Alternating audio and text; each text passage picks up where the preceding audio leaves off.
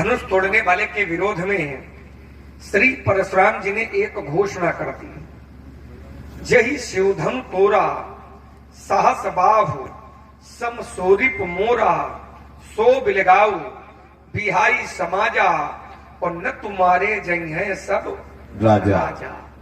धनुष तोड़ने वाला सो बिलगाऊ अलग कर दिया जाए, और धनुष तोड़ने वाला यदि समाज से अलग न किया गया तो महात्मा जी के द्वारा व्यवहार क्या किया जाएगा? तो कह रहे हैं कि सब राजा मारे जाएंगे। धनुष तोड़ने वाला यदि समाज से अलग न किया गया तो समस्या फिर राजाओं के ऊपर है, और राजाओं में भी एक दो राजा न मारे जाएंगे। कह रहे हैं न तुम्हारे जाएंगे साहब, बढ़िया दंड विधान है, अच्छी न्याय संहिता है कि यदि धनुष तोड़ने वाला अलग ना हुआ तो फिर सभी राजा दंडित किए जाएंगे। एक ऐसी ही घोषणा परशुराम जी ने और की थी। कब? जब सुनत बचन फिर अनत निहारे, देखे चाप खंड मही डारे, अतिरिश बोले बचन कठोरा, और कहू जड़ जनक धनुष के ही तोड़ा। धनुष किसने तोड़ा है उसका नाम बताओ। के ही तोड़ा, किसने तोड़ा है? नाम बताना संभव न हो तो परशुराम जी ने कहा कि वेग दिखाओ। वेग माने जल्दी, और दिखाओ माने दिखाया जाए। या तो धनुष तोड़ने वाले का नाम बताया जाए, और यदि नाम न बताया जाए तो फिर धनुष तोड़ने वाला हमको दिखाया जाए। परशुराम जी ने कहा कि राजा, यदि तुमने धनुष तोड़ने वाले का नाम न बताया और यदि तुमने दिखाया भी नहीं तो करूंगा क्या? कहा जहां तक तुम्हारा राज्य है, तुम्हारे राज्य की मैं संपूर्ण धरती को ही पलट दूंगा। बेग दिखाव मूढ़ नत आजू, और उलटऊ मई जहां लगी तू राजू। जहां तक राज्य है तुम्हारा वहां तक की मैं धरती पलट दूंगा। सारी सभा भयभीत हो गई, और मैं भी चिंतन करने के लिए बाध्य हो गया कि परशुराम जी का धनुष तोड़ने वाले से इतना विरोध, ये समझ में नहीं आ रहा है। क्योंकि जिस समय धनुष टूटा था तो धनुष टूटने की आवाज हुई, और वह आवाज त्रैलोक्य में व्याप्त हुई। प्रभाव क्या हुआ? आचार्य प्रमाणित करते हैं कि सुर असुर मुनि कर कान दीन्हे, सकल विकल विचार रही। सब लोग विकल हो गए, भयभीत हो गए। क्यों? क्योंकि धनुष टूटा तो उसकी आवाज बहुत विकराल थी। सूर्य के घोड़ों ने अपना रास्ता बदल दिया, बजताज तज रास्ता छोड़ दिया सूर्य के घोड़ों ने। और जिस समय इतनी प्रबल आवाज धनुष टूटने की हुई तो सभी देवताओं ने, महात्माओं ने, असुरों ने अपने अपने कान में हाथ लगाए। सुर असुर मुनि कर कान दीन्हे, सकल विकल विचार ही। और जब विचार किया तो निष्कर्ष मिला कि कोदंड खंडेव, कोदंड माने धनुष, खंडेव टूट गया। तो जयति वचन उजारही, जय जयकार करने लगे। तो मेरा विचार यहां पहुंचा कि धनुष के टूटने पर पूरा त्रैलोक्य जय जयकार कर रहा है। देवता जय जयकार कर रहे हैं, मुनि जय जयकार कर रहे हैं, और इसका प्रभाव यह है कि राक्षस लोग भी जय जयकार कर रहे हैं। सुर असुर मुनि कर कान दीन्हे, सभी जय जयकार कर रहे हैं। तो जब सभी जय जयकार कर रहे हैं तो परशुराम जी तांडव काहे कर रहे हैं? जब सभी जय जयकार कर रहे हैं तो फिर परशुराम जी को धनुष तोड़ने वाले का विरोध करना नहीं चाहिए, है ना? अगर कोई जय जयकार न करता, यदि कोई प्रशस्ति न करता और फिर परशुराम जी धनुष तोड़ने वाले का विरोध करते तो बात समझ में आती। लेकिन देवता जय जयकार कर रहे हैं, महात्मा जय जयकार कर रहे हैं, और परशुराम जी फरसा उठाए घूम ही रहे हैं। तो ये निर्णय थोड़ा पुनर्विचार की आवश्यकता है। स्वामी जी प्रणाम। प्रसन्न रहो बेटे। आओ महाराज, सब कुशल मंगल। इतना बिगड़ाइन लड़का है, शंकर जी का धनुष टूटा पड़ा है, ये हमसे कुशलता पूछ। चलो कोई बात नहीं, टूट गया तो टूट गया। अब क्या करोगे तुम, क्या करेंगे हम? क्या करेंगे तुम, क्या करेंगे हम? अब क्या, जो टूटना था टूट गया है ना? अब आपने कहा शंकर जी का टूट गया। एक बात बता दे महामुनि, ये तो एक है, और हमने तो बहु तोड़ी है, बहु धनुही तोरी लड़काई, कबहू न असरिस कीन गोसाई। लड़काई में हमने बहुत तोड़ी है, और जब बहुत तोड़ी तब कबहू न असरिस, ऐसा रिस नहीं किया। तो क्या इस धनुष के प्रति ममता, और यदि ममता है, यदि ममत्व है, तो कई हेतु, इसका क्या हेतु है, क्या कारण है, व्यक्त करें पूज्यपाद प्रातः समय। आइए जरा सभी लोग अपना अपना ध्यान और अपना मन एकाग्र करके हमारे पास जुड़े। लक्ष्मण का एक विषय आया, एक बिंदु आया कि जब त्रैलोक्य समर्थन में है तो फिर पंडित जी तांडव कहे कर रहे हैं। अच्छा, आप सब लोग पढ़े लिखे भैया, बैठ जाओ।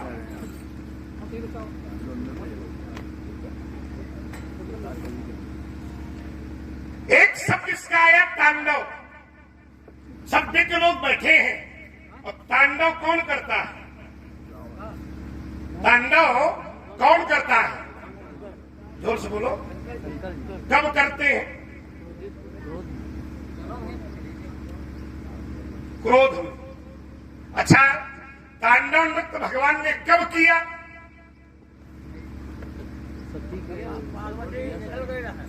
पार्वती में जली रहा भाई, सती जली रहा।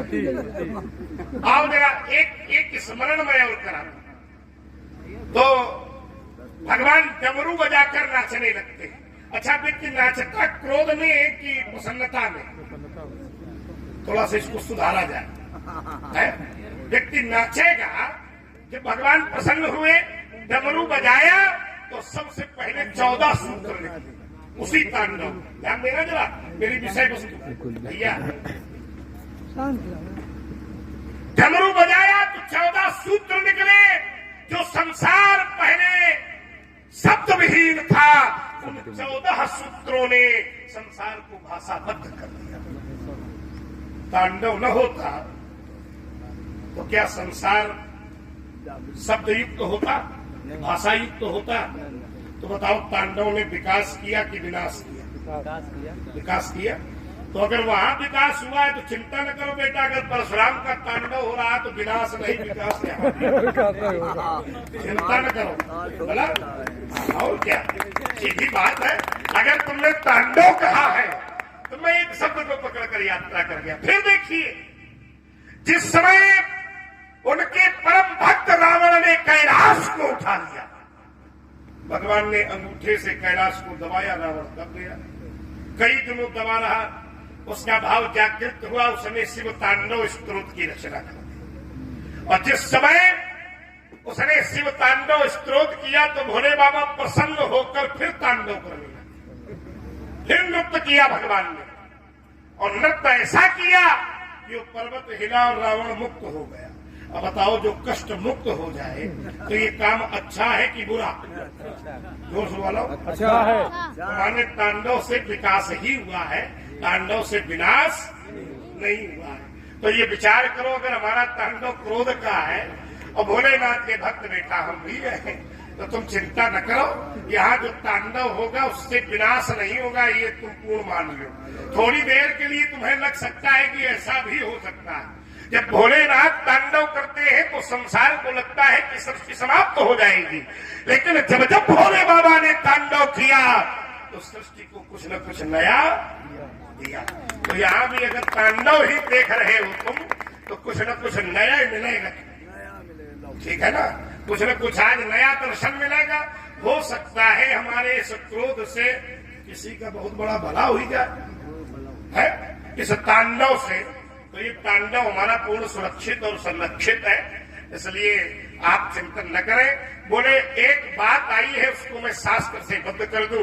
बोले जब त्रैलोक्य पक्ष में, चलो हमें एक बात समझ में आई कि देवता समर्थन करें ठीक, ऋषि मुनि समर्थन करें ठीक, लेकिन जिसका समर्थन दैत्य करे, क्यों भाई? दैत्य किसकी जय जयकार करे, यही संशय है। इसलिए मैंने विरोध किया है। देवता के लिए उसकी जय जयकार करते, मुनि केवल उसकी जय जयकार करते, ऋषि के लिए उसकी जय जयकार करते। तो परशुराम एक बार विचार करता, क्या ये महाशक्ति है?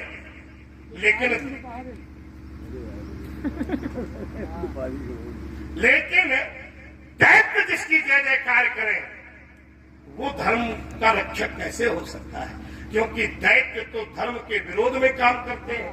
दैत्य और निशाचर तो वो काम करते हैं जिहविद हो ये धर्म निर्मूला। तो अगर वो व्यक्ति भी उसकी जय जयकार कर रहे हैं जो धर्म को निर्मूल करने वाले हैं, तो फिर वो अच्छा कैसे हो सकता है? एक उदाहरण शास्त्र का देते हुए मैं बात को रोकूंगा, क्योंकि थोड़ी थोड़ी बातों में रस वाली मथानी चले। मुझता मथे विचार मथानी, कुछ नवनी तो निकले। विचार ये करने लगा कि जिसका समर्थन सब करे तो क्या वो अच्छा ही होगा क्या? देखो राजा दक्ष का प्रमाण ले, यज्ञ किया था, त्रैलोक समर्थन में था, शंकर जी का विरोध था। सारे ऋषि महात्मा अमलात्मा विमलात्मा मुनीन्द्र योगेंद्र सब भोग पाने के लिए पहुंचे थे, सबका समर्थन था, निमंत्रण सबको था शंकर को छोड़कर। लेकिन वो शंकर को निमंत्रण नहीं था तो 2 लोग और नहीं गए थे, ब्रह्मा जी और विष्णु जी, बाकी सब उपस्थित थे। तो और यज्ञ का समर्थन कर रहे थे। तो ईमानदारी से बताओ क्या दक्ष का कार्य अच्छा था? क्यों भाई? अच्छा नहीं था। तो हो सकता है यहां भी त्रैलोक उसके पक्ष में हो। तो ये निश्चित कैसे किया जाए कि ये कार्य अच्छा ही है? ये बात समझ में ठीक ठीक न हमारे यहाँ रही है न लोगों के आ रही है। तो इस विषय पर विचार करेंगे। अगर सब समर्थन में है तो परशुराम के आगे सब चुप क्यों? अगर समर्थन है तो मेरे आगमन के बाद भी बाबा विश्वामित्र बैठे हैं, सतानंद जी बैठे हैं, माता गार्गी देशी विदुषी समाज में है। कोई खड़ा होकर कह दे कि परशुराम जी तुम गलत कह रहे हैं, तुम्हारा क्रोध गलत है। छोटा सा लड़का विरोध कर रहा है, हमें लगता है इसका कोई विशेष लगाव धनुष तोड़ने वाले से है। जैसे ये मुझे कह रहा है कि धनुष से ममता है, तो मुझे लगता है कि ये तोड़ने वाले का कोई संबंधी या निकट का है, इसलिए विरोध कर रहा है। इस ममता शब्द पर ध्यान दिया तो मम पहला शब्द है, मम माने होता है मेरा। जहां ये आसक्ति हो कि ये मेरा है तो ममता लगेगी। क्या मैंने ये कहा है कि धनुष मेरा है? कि भाई सुनहु राम जे ही, तो तुम्हारे भैया ने भी कहा नाथ संबुधन। अब अगर तुम्हारी ममता संसार से है, उसी का नाम है वासना, और वही ममता अगर भगवान से है तो उसी का नाम है उपासना। तो यहाँ मेरी उपासनात्मक दृष्टि है, ममता नहीं है। इसलिए छोटे कुमार संभाल कर बोलिए, है राजा के छोकरे बोलत तो ही न संभाल, धन भी शब्द पुरार धनु विदित सकल संसार। जी हाँ, परशुराम की सुंदर वाणी पे प्रभाव। 2 शैलियां होती हैं, एक व्यास शैली होती है, दूसरी समाज शैली होती है। तो मैंने जो बिंदु रखा था वो समाज शैली में रखा था, आपने उसको व्यास शैली बना डाला है। निवेदन कुछ मैंने इसलिए नहीं किया था, व्यास शैली हमको भी आती है, और व्यास शैली का प्रयोग नहीं हमने किया था, समाज शैली का प्रयोग किया था। तो उत्तर समाज शैली में ही आता तो थोड़ा ज्यादा अच्छा होता। खैर आपने उसको विस्तार कर दिया, उसमें कई बिंदु उठा दिया आपने। एक तो तांडव का बिंदु उठ गया है, दूसरा दक्ष के यज्ञ का बिंदु उठा दिया है, तीसरा धनुष तोड़ने वाले की जय जयकार दुष्ट लोग काहे कर रहे हैं, ये 3 बिंदु उठा डाले। और जबकि तर्क मेरा केवल 1 बिंदु पर था। विस्तार बात न करो, निवेदन है मेरा। व्यास शैली का प्रयोग न करो, समाज शैली का प्रयोग करो। अब आइए थोड़ा तांडव पर। हमने कहा था कि महाराज जी तांडव काहे कर रहे हैं? बोले तांडव तो शंकरों जी ने किया था। देखिए शब्द एक होता है लेकिन उसका अर्थ अलग होता है। शंकर जी ने जो तांडव किया था वो तांडव नृत्य था। तो क्या तुम समझ रहे हो? शंकर जी ने जो तांडव किया था उस तांडव को तांडव नृत्य कहते हैं। शंकर जी ने तांडव नृत्य किया था, तो क्या परशुराम जी तांडव नृत्य कर रहे हैं क्या? ये नृत्य नहीं कर रहे हैं। यहां पर तांडव शब्द का अर्थ नृत्य से नहीं लिया जाएगा, यहां पर तांडव शब्द का अर्थ विनाश से लिया जाएगा। शब्द वही होता है लेकिन शब्द अपना अर्थ बदल देता है। अगर स्थिति और परिस्थिति बदल जाती है तो जैसे सैंधव, सैंधव माने घोड़ा भी होता है और सैंधव माने नमक भी होता है। सैंधव माने घोड़ा भी होता है और सैंधव माने नमक भी होता है, लेकिन प्रयोग पर ये अर्थ बदल देते हैं दोनों। जैसे व्यक्ति भोजन कर रहा हो और भोजन करने वाले ने कहा कि सैंधव ले आओ, तो क्या अर्थ लगाओगे? भोजन करने वाले ने कहा सैंधव ले आओ, तो क्या अर्थ लगाओगे? और दोनों अर्थ होते हैं, नमक भी होता है, घोड़ा भी होता है। और भोजन करने वाले ने कहा सैंधव ले आओ, तो सैंधव का अर्थ क्या लगेगा? नमक से लगेगा कि घोड़े से लगेगा? नमक से लगेगा। और अगर किसी को यात्रा करनी हो और यात्रा करने वाले ने कहा कि सैंधव ले आओ, तो वहां फिर जो अर्थ सैंधव का लगेगा वो नमक से नहीं लगेगा, वो घोड़े से लगेगा। जी हाँ, बोलो बड़े भाई आप अभी अकेले परशुराम का बोलो रहो, जब हमका दिन है तो दोनों का निपटा भी नहीं। बड़े भाई का है, कहा है बड़े भाई हिसाब से बोलो। फिर भाई कपिल जी की ओर से भी बेईमानी ना हो कभी। लक्ष्मण जी के अभिनय पे इनसे मुद्रा पुनः भेजती है। तुम इनसे कुछ भी रहे हो कहा कि इनके हाथ में फरसा बहुत बहुत धन्यवाद। नहीं फरसा न दिया कर, तुम हमका दे कि ले तो फरसा भूल जाएंगे सब ये। इसलिए आइए थोड़ा चिंता करें। तो तांडव शब्द का जो अर्थ है परशुराम जी के लिए वो विनाश से है। तांडव शब्द का अर्थ ये नहीं कि तुम नाच ही रहे हो।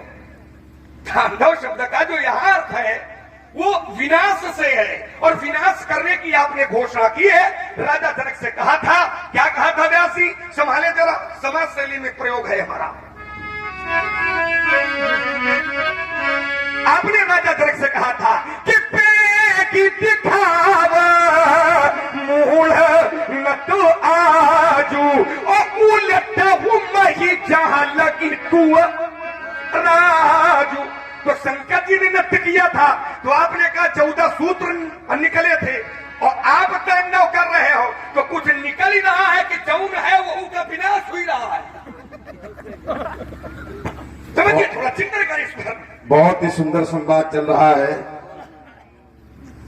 हमारे छोटे भाई कपिल अग्निहोत्री जो इसका आपने कहा तुम्हें ये लग रहा है अच्छा ही होगा, ये लक्ष्मण का लग रहा है, तो लक्ष्मण का उन्होंने पागल है कहा कि लक्ष्मण का लाग ही रहा है।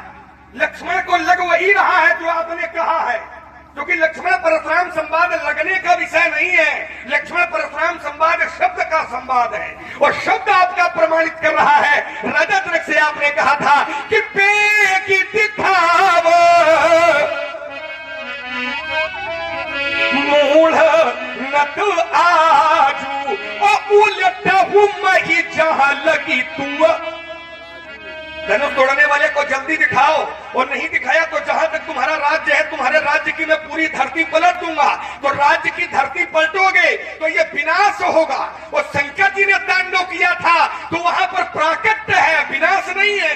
वहां पर 14 सूत्रों का निर्माण है, लेकिन यहाँ निर्माण नहीं है, यहाँ विध्वंस है। तो वहां पर तांडव शब्द का अर्थ निर्माण से है, लेकिन यहाँ तांडव शब्द का अर्थ निर्माण से नहीं है, यहाँ विध्वंस से है। शब्द वही होता है लेकिन उसका अर्थ बदल जाता है। पहला तर्क आपने कहा शंकर जी ने किया है, तो शंकर जी ने किया तो तुम हूं कराओगे का? शंकर जी ने जो किया है क्या वो आप करोगे का? शंकर जी ने तो जहर निकला था समुद्र मंथन से, जरत सकल सुर वृंद विषम करल जही पान किए। विषपान किया कब? जब समुद्र मंथन से जहर निकला और शंकर जी ने विष पिया और विष को अपने कंठ में रोक लिया, तो भोले बाबा के का एक नाम पड़ गया नीलकंठ, और विष को पचा गए। अब भोले बाबा का कुछ बिगड़ा नहीं। मान ले उनके धोखे इनके भक्त तो शंकर की तो जहर खा रहे, लाओ छोड़ो हम निपटा दें, तो फिर निपट जाओगे। क्योंकि शंकर जी हैं, परशुराम परशुराम है, शंकर जी भगवान है। तो भगवान कुछ भी कर सकता है, लेकिन जीव कुछ भी करने का अधिकारी नहीं है। वो ईश्वर है, और ईश्वर के लिए शब्द है कर्तुम अकर्तुम अन्यथा कर्तुम समर्था सा ईश्वरा। जो करने योग्य है वो भी करे और जो न करने योग्य है वो भी करे, उसी का नाम ईश्वर है। और फिर भी ईश्वर पर कोई दोष नहीं लगाता है, पहली बात। दूसरी बात, हमने कहा त्रैलोक जय जयकार कर रहा है, तो आपने कहा त्रैलोक जय जयकार कर रहा है, तो ये दुष्ट क्यों जय जयकार कर रहे हैं? दुष्ट इसलिए जय जयकार कर रहे हैं क्योंकि मानस की एक चौपाई है कि दुष्टों को भी अगर अच्छे लोगों की संगत मिल जाए तो दुष्ट भी थोड़ी देर के लिए अच्छा बन जाता है। दुष्टों को भी अगर महापुरुषों की संगत मिल जाए तो महापुरुषों की संगत का प्रभाव दुष्टों के ऊपर भी आ जाता है, लेकिन उस संगत का प्रभाव दुष्टों पर स्थायित्व नहीं होता, थोड़ी देर के लिए आता है। तो जैसे ही देवताओं ने जय जयकार किया और मुनियों ने जय जयकार किया तो दुष्टों ने भी जय जयकार करना शुरू कर दिया। ये क्या है? तो शास्त्र कहता है कि खाला हूं करगी, खाला हूं करगी फल कब जब पाई सुसंगु। सुसंगु, सुसंगु माने अच्छा संग जब मिल जाता है दुष्टों को तो वो अच्छा करने लगते हैं, लेकिन फिर लेकिन लगा है, मिटाई न मलिन। उनका जो मन है मलिनता से ओतप्रो, वो मिटाए न मलिन स्वभाव अभंगु। उनका जो दुष्टता से भरा हुआ हृदय है उसमें कभी कोई परिवर्तन नहीं होता है। जैसे दुष्टों ने जय जयकार की, दुष्टों ने जय जयकार की और वही दुष्ट कही रहे ले उछड़ाए सिया का को और थारी बांधो न पालक। वही दुष्ट है कौन अलग से थोड़ी पैदा हुई है। रहे असुल छल छोनिप, छोनिप, छोनिप शब्द है, छोनिप माने ये दुष्ट ही है, कोई दूसरे नहीं है। तीसरा तर्क दक्ष का दिया। आपने कहा दक्ष ने करवाया था और सभी उसके सहयोगी थे ना। हमने कहा था पूरा त्रैलोक जय जयकार कर रहा है और दक्ष ने यज्ञ करवाया था। और अगर त्रैलोक ने जय जयकार की हो तो प्रमाणित करना, हम आपकी बात भरी सभा में स्वीकार करेंगे। दक्ष ने जो यज्ञ किया था वो त्रैलोक ने जय जयकार नहीं की थी। दक्ष ने जो यज्ञ किया था वो यज्ञ गलत था, उसके लिए शास्त्र भी प्रमाणित करता है और आचार्य जन भी प्रमाणित करते हैं। लेकिन राजा जनक का धनुष यज्ञ गलत है, अगर इसको शास्त्र प्रमाणित कर देगा तो मैं आपकी बात पूरी भरी सभा में स्वीकार करूंगा। दक्ष का यज्ञ गलत था तो उसके लिए शास्त्र प्रमाणित करता है। क्या करता है व्यासी? एक पंक्ति पढ़े देता सीधे। आचार्य कहते हैं कि भय जग विदित दक्ष गति सोई,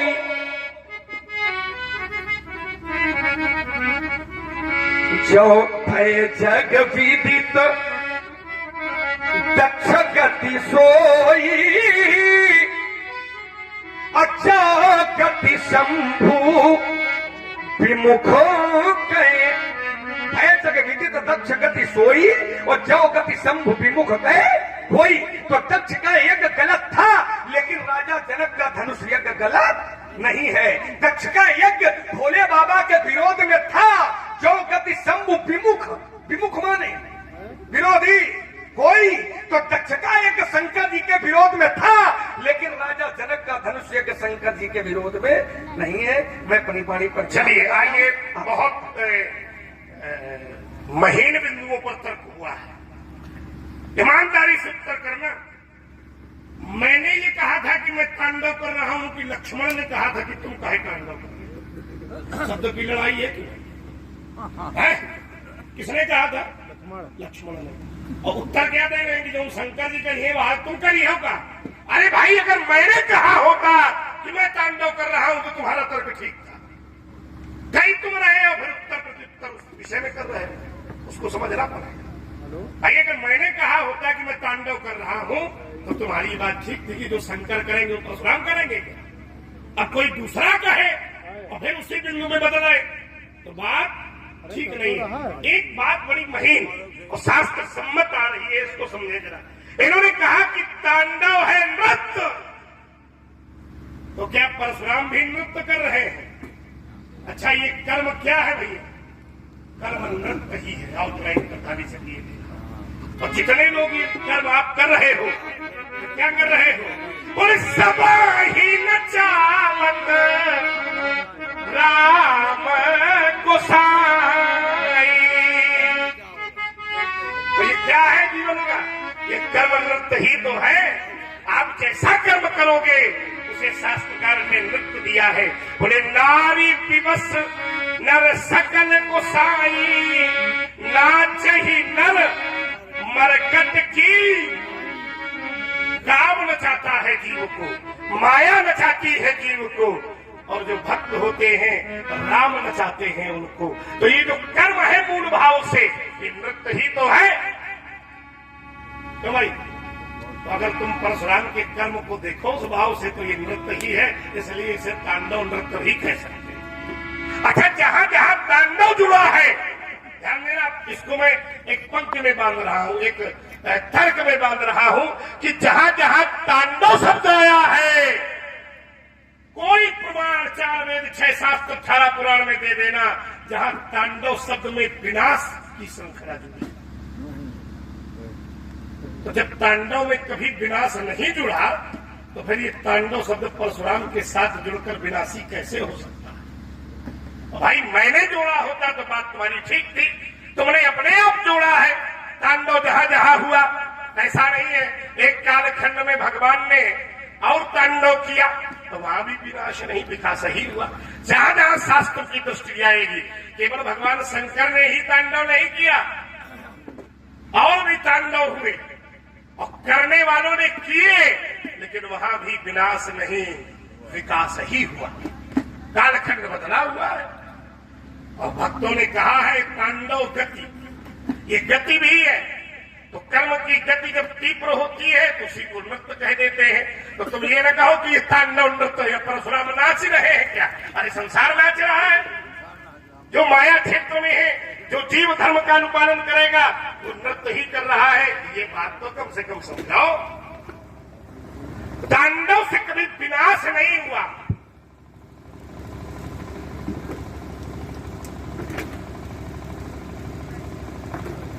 सभी लोग ध्यान केंद्रित करें, क्योंकि विषय बढ़िया बना है और तर्क की धारा भी महीन है।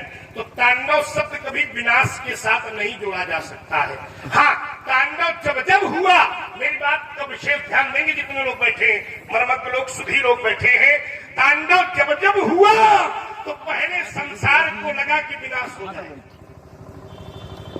लेकिन उस तांडव का फल निश्चित रूप से कल्याणकारी। वही बात मैंने कही कि तुमको भी लग रहा है कि परशुराम जी का जो तांडव है तुम्हारे अनुसार तो वो विनाश करेगा, लेकिन नहीं। अब देखो, जो परशुराम का आगमन है, तुमने कहा कि ये जो दुष्ट राजा है ये सत्संग पाके, सुसंग पाकर, तो क्या यहां से लोग चले गए हैं जो कह रहे हैं धर बांधो नृप बालक दो? है तो भी उसी संग में है, तो संग में ही संग परिवर्तित थोड़ा हुआ है। ये स्वभाव तो तब परिवर्तित होगा जब साथ छूट जाएगा। साथ अब भी है तो वही लोग क्यों कह रहे हैं कि धर बांधो नृप बालक दो? और परशुराम का आगमन जब हुआ तो चल क्या रहा था?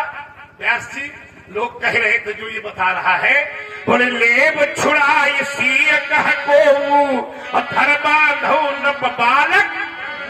जो विनाश की बात कर रहे थे, तो परशुराम का दर्शन करके ही उनका विनाश समाप्त हो गया। बोलते ही अवसर सुनी शिव धनु भंगा, आए प्रभु कुल कमल पतंगा। जो लोग बांधने की बात कर रहे थे, वो परशुराम का स्वरूप देख के बाद ही झपट जनु लवा लुकाने वो छिप गए। तो बताओ, परशुराम का आगमन यहाँ भी विकास ही कर रहा है। तुम न देख पाओ तो हालांकि बालक हो। जैसे कभी कभी बालक को दिखाई देता है कि वहां धरती और आसमान एक दूसरे से जुड़े हैं, और पिताजी से कहता है, पिताजी देखो धरती आसमान एक जगह जुड़े हैं। पिताजी ने कहा, नहीं बेटा, तुमको लग आ रहा है, वो जुड़े थोड़ी, ऐसे इसको लग आ रहा है। कभी कभी देखने में जो होता है वो होता नहीं है। रीति अर्थ प्रतीयेत ना प्रतीयेत छात्मनि, जो प्रतीत होता है वो होता नहीं है, और जो होता है वो प्रतीत नहीं होता है। यही वेदांत का दर्शन है। तो इस प्रकार से भी आप उसको प्रणित कर सकते हैं। मैं एक बात समाज शैली में करते हुए, एक बात तुमने कहा राजा जनक के प्रण को किसी ने गलत कहा हो तो बताओ। अच्छा, प्रण क्या था?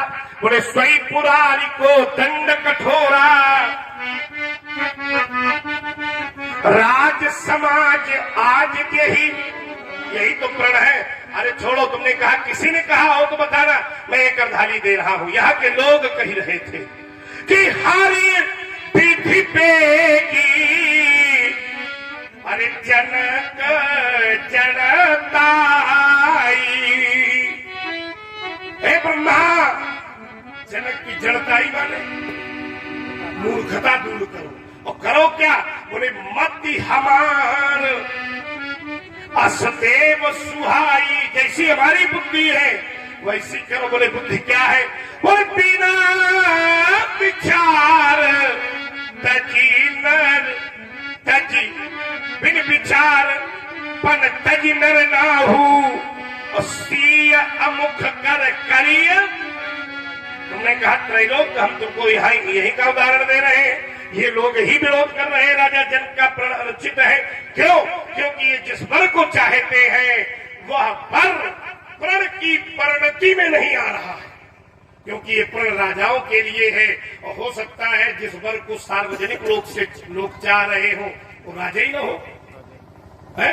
तो ये लोग प्रमाण, आपको एक प्रमाण मैंने दिया कि यहाँ के लोग ही इस प्रण का विरोध कर रहे हैं, तो त्रैलोक की कोई आवश्यकता नहीं है। मैं अपनी बात करूंगा और मैं यहीं से प्रारंभ हो रहा हूं। आपने कहा, मैंने कहा था दक्ष का प्रण गलत है, दक्ष का यज्ञ गलत है, दक्ष का यज्ञ शिव विरोध में है, लेकिन क्या राजा जनक का प्रण शंकर जी के विरोध में है? तो एक बड़ा तैयारी करके आए महाराज जी, वो एक पंक्ति लाए, बोले हाँ, यहाँ के लोग कह रहे थे कि, यहाँ के लोग कह रहे थे, क्या कह रहे थे?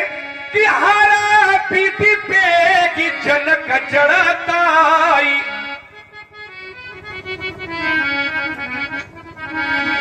अम्मती हमारा असदेव सुहाई। देखो, इन चौपाइयों से भी हमारी बात कट नहीं रही है कि राजा जनक का प्रण गलत है ना। ये जो चौपाई पढ़ रहे हो ये इस प्रसंग की नहीं है जो बताना चाहते हो कि राजा जनक का प्रण गलत है। तो मिथिला के लोग कह रहे हैं कि अभिन विचार पंत जनर नाहू सी अमुक कर करी विवाह, ये भाव नहीं है। वहां पर मिथिला के लोगों ने किसी एक विशेष पुरुष को देखा, और जब विशेष पुरुष को देखा तो मिथिला के लोगों की भावना बनी कि इस व्यक्ति के साथ में जानकी जी का विवाह होए। ये इनकी भावना जगी कि जानकी का विवाह इस विशेष पुरुष के साथ में हो, ये भावना जागृत हुई। तब लोगों ने कहा कि ऐसा करें कि पन का छोड़े और जानकी का वही वाले लड़का का विवाह दोनों का आपस में कर दें। ये धनुष उड़ाया जा रहा है, ये गलत है, ये नहीं कहा है और न ये भाव है। किसी विशेष पुरुष को देखा तो उनके अंदर की भावना ये जगी कि मति हमार, मति माने मेरी जैसी मति, अस देव सुहाई। और मत क्या है कि बिना विचार बनत जी नरनाहू माने राजा बिना विचार के प्रण को छोड़ दे और करे क्या? किसी अमुख, यहाँ नाम है, जिस व्यक्ति को देखा है जहाँ अमुख है वहां नाम है, पर नाम खोल नहीं रहा हूं, नाम पर पर्दा पड़ा है। तो इन लोगों की भावना ये है कि जिसको विशेष पुरुष को देखा तो इन लोगों ने कहा कि जानकी का ब्याह सांवरे वाले बालक के साथ में हो जाए। ये मेरी उत्कंठा है, ये मेरा विचार है, ये मेरी मान्यता है, ये मेरा मानना है। लेकिन धनुष तुड़वाया जा रहा है, ये गलत है, ऐसा नहीं है कहीं। धनुष तुड़वाया जा रहा है, ये शंकर जी का विरोध है, ऐसा नहीं है कहीं। चौपाई ठीक है, चौपाई रामचरितमानस की है, पर हमारे संदर्भ को छू नहीं रही है। दूसरा तर्क आइए, आपने कहा मिथिला के लोग कह रहे थे, अगर मिथिला के लोग कह रहे थे कि धनुष न तुड़वाया जाए जबकि ऐसा है नहीं, तो चौपाई पढ़ी उनसे ये स्पष्ट नहीं हो पा रहा है। वो अगर हम इनकी मान जाए एक क्षण के लिए कि मिथिला के लोग धनुष नहीं तुड़वाना चाहते हैं, धनुष का तुड़वाना ये गलत हो रहा है, तो फिर धनुष तुड़वाने के या धनुष तोड़ने के पक्ष में मिथिला के लोगों को खड़ा नहीं होना चाहिए। तो मिथिला के लोग क्या धनुष तोड़ने के पक्ष में खड़े हुए? आचार्यों ने कहा हाँ। कहा कैसे? कहा ऐसे कि चाप समीप चाप समीप राम जब आए। तो क्या किया मिथिला के लोगों ने? नर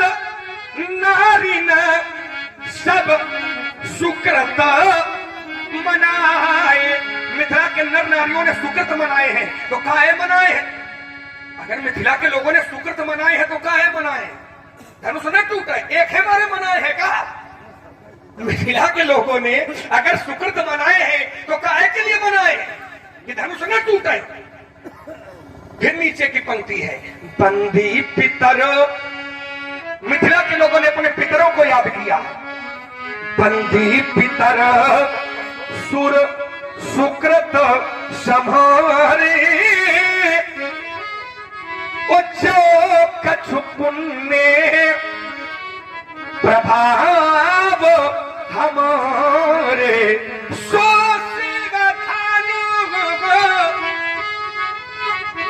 ये जो शिव धनुष है ये मृणाल की नाई।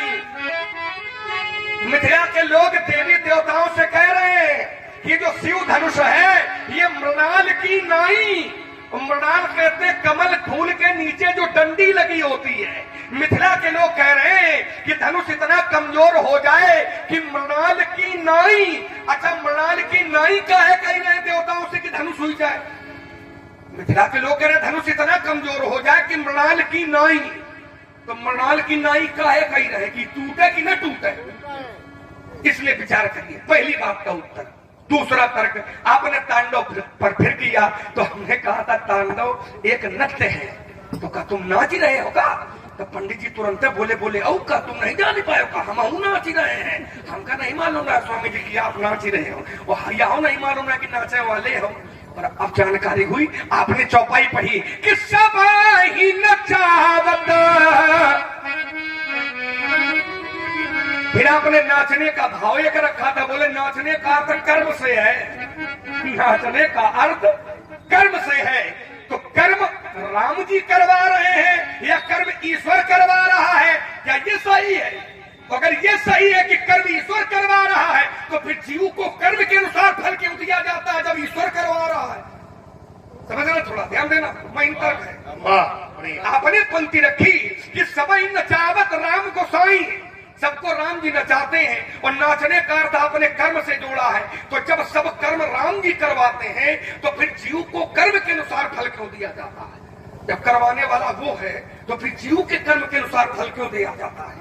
और एक पंक्ति पढ़ता हूं व्यास जी, शास्त्र कहता है क्या कि कर्म प्रधान विश्व रची राखा, और जो जस करिए सो दस फल। जब करवाने वाला वो है उसके अनुसार सब लोग काम कर रहे हैं तो फिर कर्ता को कर्म के अनुसार फल क्यों दिया जाता है? जब करवा वो रहा है, अगर अच्छा करवा रहा है तब भी वो करवा रहा है, बुरा करवा रहा है तब भी वो करवा रहा है। तो जब कर्ता वो है तो फल फिर इस जीव को क्यों मिलता है कि करवाने वाला वो है? तो जब कर्ता वो है, हम तो निमित्त बने, और जब हम निमित्त हैं तो फिर फल जीव को मिलना चाहिए, फिर तो कर्ता को मिलना चाहिए। और करवाने वाला वही है, अच्छा करवाता है तो वो, क्योंकि आपने चौपाई भी पढ़ी है कि सबई नचावत राम गोसाई, माने ये नाच रहे हैं तो वही नचा रहे हैं। आपने फिर कहा कि माया के बस में, माया के बस में सब नहीं नाचते हैं ना, माया के बस में सब नहीं नाचते हैं। माया के बस में वो नाचते हैं जो माया के बस में होते हैं, और जो माया से परे होते हैं वे माया के बस में होकर के नहीं नाचते हैं। एक राम के बस में लोग नाचते हैं और दूसरे माया के बस में नाचते हैं। माया के बस में कौन नाचते हैं? तो आपने ही पंक्ति पढ़ी थी, कौन सी है? कान्नारी पिबस, ये माया है। नारी पिबस नर सकल गोसाई, और नाच ही सब मरकत की। सब नाचते हैं कैसे? माया के बस में।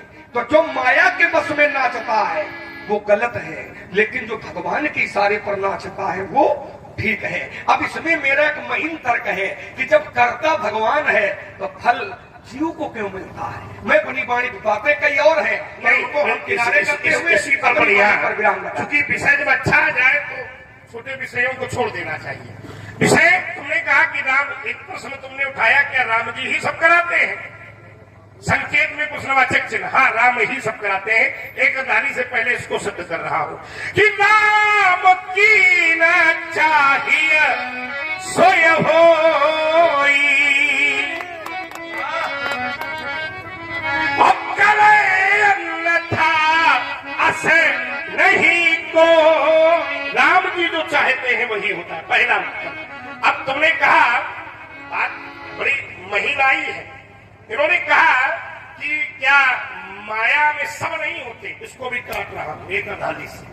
जो संसार में आएगा, जिसका जन्म होगा, वो माया से बच ही नहीं सकता, क्योंकि भूमि परत धावरे पानी और चिमुची वही माया लपटा।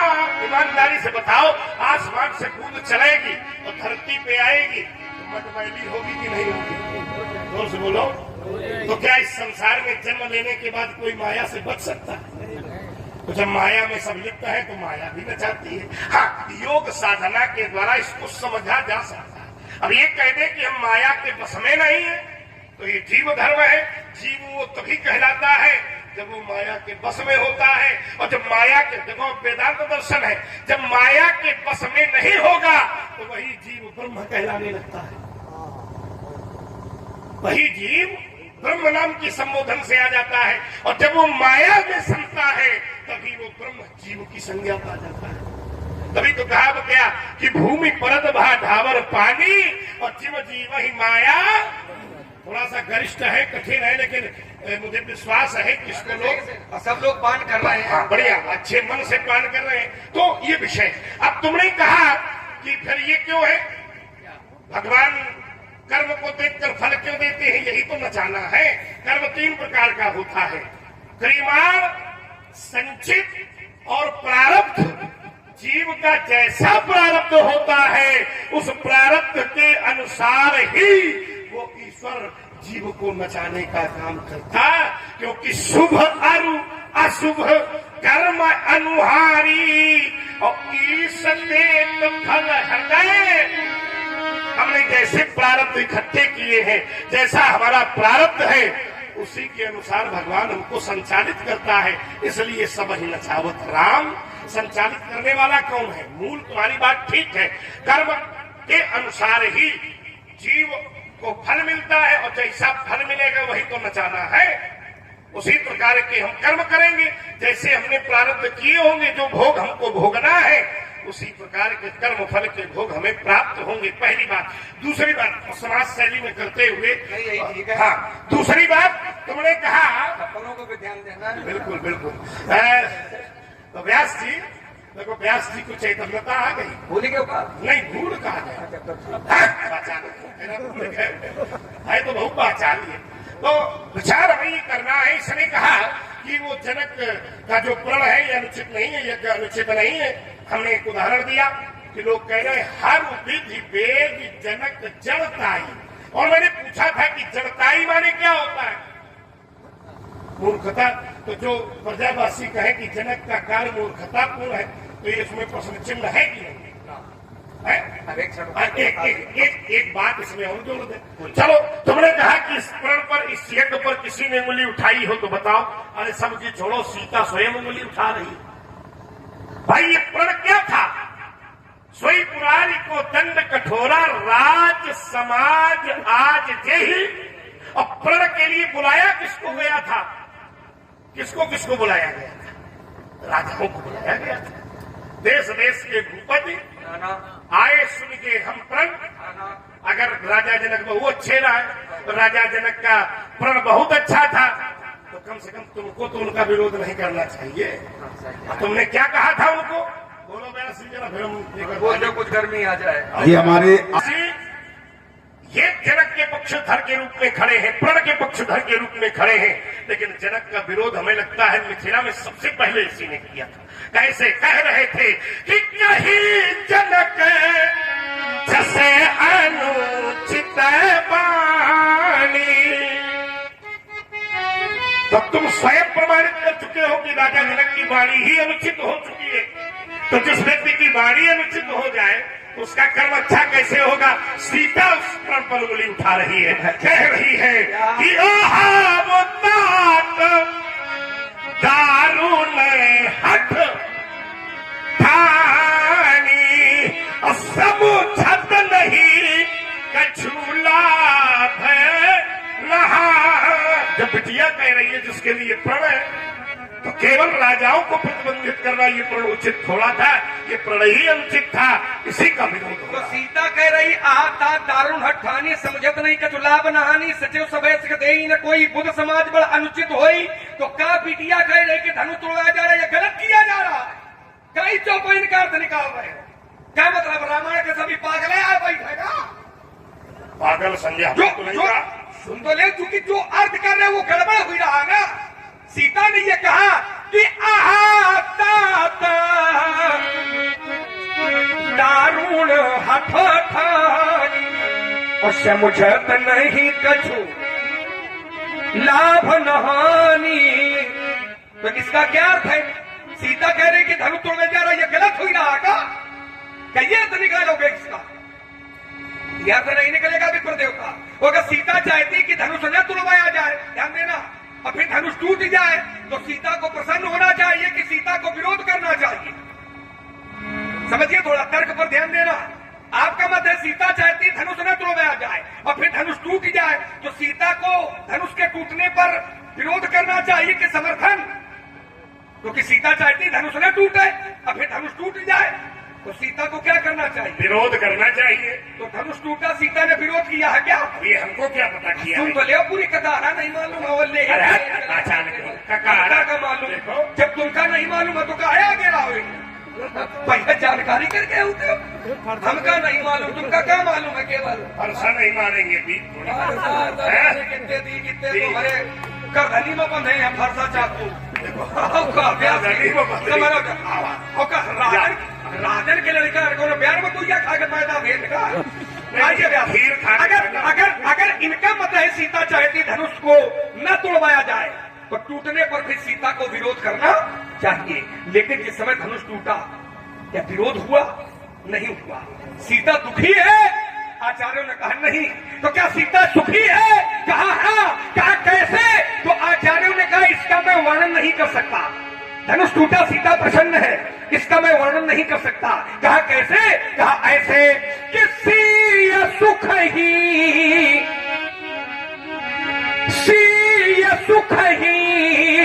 बरनहु के ही भांति।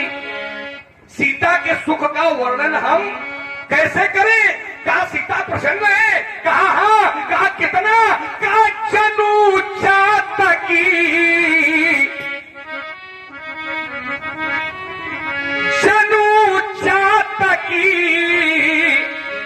पाई जल स्वाति। एक चातकी पक्षी होता है, वर्ष भर प्रतीक्षा करता है स्वाति नक्षत्र की एक बूंद के लिए। वो स्वाति नक्षत्र की बूंद जब उस पपीहे को मिलती है, तो वो पपीहा भैया दुख का अनुभव करता है कि सुख का। यहाँ पर जो उपमा सीता की दी गई है, जनु चातकी पाई जल स्वाति और सीय सुख ही बरनहु के भांति। सीता के सुख का वर्णन कैसे करें? कहा सीता तो उतना सुखी है, जनु चातकी पाई जल स्वाति। तो सीता का मत ये नहीं है जो आप कह रहे हैं, पहली बात। दूसरा तर्क, अगर आपकी बात मानने की सीता चाहती धनुष न तोड़वाया जाए, तो जिसमें धनुष तोड़ने वाला धनुष तो तोड़ने के लिए गया, तो सीता ने क्या किया है मालूम है? क्या हो न मालूम हो? जैसे अभी कहिए हमका ना मालूम था, ऐसा हो न मालूम हो। जिसमें धनुष तोड़ने वाला गया था, तो सीता ने क्या किया था? तो ये शास्त्र कहता है मन ही मन। आइए थोड़ा दूसरी धारा में हो जाए। मन ही मन मनावे खुलानी, मन ही मन मनावे खुलानी। अहो प्रसन्न महेश। सीता जी कह रहे हैं भोले बाबा प्रसन्न हो जाओ। हो प्रसन्न महेश भवानी, गणनायक बरदायक देवा।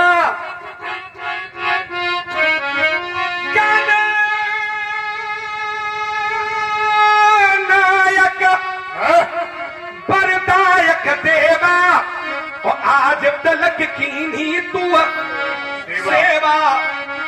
सेवा के बदले में क्या करो? धनु सुना तू लोग, इसके बदले में क्या करो भाई बताओ? सीता ने ये कहा, मन ही मन मनावे कुलानी अहो प्रसन्न। बोले बाबा प्रसन्न हुई जाओ, तो प्रसन्न हुई के क्या करो? प्रसन्न हुई के क्या करो? धनु सुना तू लोग, ये अर्थ निकालोगे आप? ये अर्थ विफल होता नहीं निकलेगा जो निकाल रहे हो। 8 दूनी 16 होता है, 16 दूनी 8 नहीं होता है। समस्या यह है कि तुम 16 दूनी 8 करे मला दो, पर 16 दूनी 8 नहीं होता है। 8 दूनी 16 ये सही है ना? पहली बात। दूसरा तर्क हमने एक महीन तर्क रखा था, है ना? वो आपसे मैंने पूछा भी था कि अगर कर्ता कराने वाला ईश्वर है, क्योंकि आपने कहा था सबई नचावत राम गोसाई, तो ये जो नचाना ये कर्म है, तो हमने कहा अगर सब कुछ परमात्मा करता है तो फिर जीव को कर्म के अनुसार फल क्यों मिलता है? तो आपने चौपाई सुनाई, शुभ और अशुभ कर्म अनुहारी और ईश देत फल हृदय विचारी। तो शुभ कराने वाला भी ईश्वर है, वो अशुभ कराने वाला भी ईश्वर है, तो जीव को ये फल क्यों मिल रहा है जब करता वो है, जब कराने वाला वो है? और यही मेरा तर्क था कि जब अशुभ भी वही करा रहा है और शुभ भी वही करा रहा है, पाप भी वही करा रहा है और पुण्य भी वही करा रहा है, रावण से अत्याचार भी वही करा रहा है, वो हम लोगों के राक्षसों का मरवा रहा है, तो जब सब वह करवा रहा है तो फिर जीव को फल क्यों मिलता है अच्छे और बुरे कर्मों का? ये मेरा तर्क था। इस पर आपने चौपाई पढ़ी थी, कौन सी थी? लोगों ने ध्यान देकर के सुना होगा। इन्होंने एक चौपाई पढ़ी थी कि राम कीन, ये चौपाई पढ़ी थी, राम कीन चाहिए सोई होई, राम कीन चाहिए सोई होई। जैसा राम जी चाहते हो वैसा होता है। तो अगर ये मान्यता परशुराम जी की है कि जैसा राम जी चाहते हो वैसा होता है, तो यहाँ थोड़ा मान लियो कि राम जी ने चाहा धनुष टूट गया, राम जी ने जैसा चाहा वैसा हुई गया। तो कहा पहले पड़े विचार करिए थोड़ा। जब राम, और देखिए राम कीन चाहिए सोई होई, ये ठीक है, लेकिन कर्म जरूरी है। और कर्म ये ईश्वर नहीं कराता है, कर्म जीव करता है। कर्म ईश्वर नहीं कराता है, कर्म जीव करता है। और तभी जीव के कर्म के अनुसार ईश्वर फल देता है। अगर सब कुछ ईश्वर कराने वाला है तो फिर फल का कोई स्थान ही नहीं बनेगा, फल का कोई जगह ही सुनिश्चित नहीं हो पाएगी, है ना? इसलिए विचार करिए, राम कीन चाहिए सोई होई। जैसे शंकर जी ने भी एक बार कहा, शंकर जी ने भी कहा था, क्या कहा था? कि हुई है वह, ये शंकर जी ने भी कहा था। कब कहा था? जब सती जी दक्ष के यज्ञ में जाने के लिए बड़ा उतावली थी, तो भोले बाबा ने पहले मना किया कि जाओ नहीं है। जब मातुपति गुरु गृह गया, माता पिता गुरु के घर में बिना बुलाए चला जाना चाहिए, लेकिन तदपि अगर वहां कोई सम्मान न हो तो ऐसे घर में भी जाना नहीं चाहिए। लेकिन जब माता सती ने बात नहीं मानी, तब भोले बाबा ने कह दिया, अच्छा नहीं मानती हो तो जाओ, फिर हुई है वह है जो राम रचि राखा, वो को करी तर्क बढ़ावई शाखा। क्योंकि पहले मना किया है, बाद में जैसे किसान है और किसान हल लेकर के खेत करने के लिए जाता है, बीज डालता है खेत में, उर्वरक शक्ति डालता है, और जब फसल तैयार होकर के खड़ी हो जाए तब ये चौपाई लगेगी, हुई है वह है सो राम रचि राखा, तब ये चौपाई वहां लगेगी। अब किसान है, हल लेकर के खेत पर न जाए और घर ही में बैठे कहा है हुई है वह है सो राम रचि राखा, भैया कुछ मिल जाएगा? विद्यार्थी है, विद्यार्थी परीक्षा देने के लिए जाए और परीक्षा दे, और जब परीक्षा परिणाम घोषित हो तब तो ये चौपाई लग सकती है कि हुई है वह है जो राम रचि, तब तो ये लग सकती है। अब विद्यार्थी है, अब परीक्षा केंद्र में परीक्षा देने के लिए न जाए, अब वह घर में केवल इतना याद करे जाओ राम जी चाहिए वह है, वही तो हो ही कहा। जिस समय परीक्षा परिणाम घोषित होगा, समाचार पत्रों में वो विद्यार्थी अपना अनुक्रमांक ढूंढेगा, तो उसको अपना अनुक्रमांक ढूंढे नहीं मिलेगा, है ना। तो राम कीन चाहिए सो वही, ये वहां नहीं लगेगा जहां विप्र देवता लगा रहे हैं। और इसीलिए मेरा तर्क था कि अच्छा और बुरा जब करता ईश्वर है तो फल इस जीव को कैसे मिलता है। आपने कहा माया में तो सब फंसे हैं, माया में तो सब फंसे हैं। भूमि पर ढाबर पानी जन जीवन माया लपटानी पड़े हैं। पर माया के दो रूप होते हैं, एक माया सांसारिक होती है और एक माया भक्ति रूपेण होती है। तो जो भक्ति रूपेण होती है वो माया के बस में उसको नहीं कहते हैं, क्योंकि एक विद्या माया एक अविद्या माया है। तो जो भगवान के भक्त होते हैं उनको हरि सेवक ही न व्यापी अविद्या और प्रभु प्रेरित व्यापी ही विद्या। तो जो भगवान के भक्त होते हैं उनको विद्या माया स्वीकार करती है, लेकिन जो भगवान से विमुख होते हैं उनको विद्या नहीं, उनको अविद्या माया अपने जाल में फंसाती है। और जब अविद्या माया जाल में फंसाती है तो उसका प्रभाव है कि एक दुष्ट अतिशय दुख रूपा और चाबस जीव पराभव कूपा। मैं विराम। चलिए, एक बात इन्होंने कही कि राम कीन चाहे सोई हुई, ये ठीक है, लेकिन पहले कर्म करना पड़ेगा। इन्होंने एक उदाहरण दिया, बोले विद्यार्थी पढ़े ना, परीक्षा केंद्र में जाए और कहे हुई है सोई जो राम रचि रखा, और इतना विश्वास हो तो शास्त्र में इतने उदाहरण हैं। एक बालक था, उसके पिता चाहते थे कि ये पढ़ जाए, उसका नाम जड़ भरत था। उन्होंने नहीं पढ़ा, कर्म नहीं किया, और विश्वास मानो शास्त्र कहता है कि उनसे बड़ा विद्वान कोई नहीं हुआ। नहीं पढ़ा, बात शास्त्र की होगी, नहीं पढ़ा। पिता ने बड़ा प्रयास किया, नहीं पढ़ा। लेकिन विद्वान कहो तो कपिल जी के आश्रम में राजा रंतिदेव सत्संग करने जा रहे थे। उनकी डोली में कहार की तबीयत खराब हो गई तो इनको लगा दिया गया। अब उन्होंने, अब ये भक्त थे तो जीवों को बचाकर चल रहे थे, तो उन्होंने कहा रे बार ढोह का मतिक्रम, तेरी बुद्धि खराब हो गई है, तुझे मैं दंडित करूंगा। तो बिना पढ़ा लिखा अनपढ़ व्यक्ति कहता है तू मुझे कैसे मारेगा। नैनम छिद्यन्ति शस्त्राणि नैनम दहति पावका न चैनम क्लेदयन्ति आपो न शोषयति महान्तः।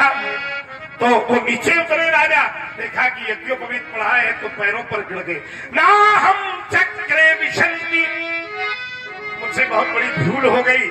जो विष्णु के चक्र में, शंकर के शूल में, ब्रह्मा के ब्रह्मस्त्र में शक्ति नहीं है, वो ब्राह्मण की वाणी में है। बैठ गए, बैठकर सत्संग होने लगा।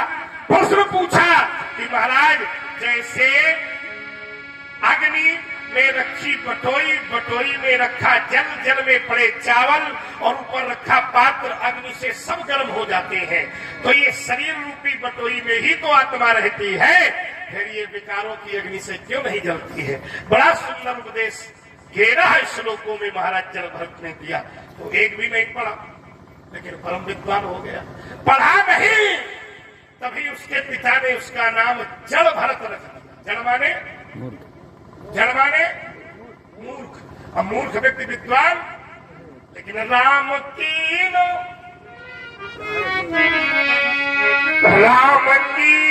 चाहिए सोय होई, अब करे अन्यथा अस नहीं। तुम्हारे तर्क पर पढ़ाई वाला उत्तर दिया है, ठीक है। तो विचार करना कि भगवान की कृपा होती है तो जा पर कृपा। अब उनकी इच्छा हो गई, कृपा हो गई तो संसार बने। हम कहते हैं उसकी कृपा हो, संसार घर में बैठा रहे तो संसार के लोग ही उसकी फसल तैयार करके काट के घर में दे आएंगे। ये उदाहरण नहीं होता कि कृपा हो तो सब कुछ संभव है, और कृपा न हो, उसकी इच्छा न हो, खूब हल चलाओ, खूब जोताओ, खूब बोओ, अब खड़ी खड़ाई फसल पे गाओ तो खड़ा गिर जाए। अब समझना, तो उस समय लोग क्या कहेंगे, क्या करे भगवान की इच्छा नहीं थी। तो आ गया ना मूल स्रोत में, तो वही आ गया। क्यों भाई, एक बात तुमने कहा, एक बात तुमने रखी थी, हमने उसका निराकरण दिया था। तुमने कहा कि जब कराते भगवान है, राक्षसों से भी भगवान कराते हैं और हम लोगों से मरवाते हैं, तो ये जीव क्यों भोगता है। ऐसा नहीं है। भगवान क्या कराते हैं, जैसा प्रारब्ध जीव का बन गया है भगवान वैसा ही कराते हैं। अब उस प्रारब्ध को काटने का प्रमाण कि भगवान की शरणागति में चले जाओ तो फिर भगवान उस प्रारब्ध को भी काट के जीव को अपने पास बुला लेते हैं। कराते भगवान ही है, लेकिन जैसा हम कई जन्मों में कर चुके हैं उसके फल की परिणति के रूप में भगवान वो काम करते। अगर उससे बचना है कर्म, अब एक बात और बनेगी, क्या कर्म फल का भोगता जीव है?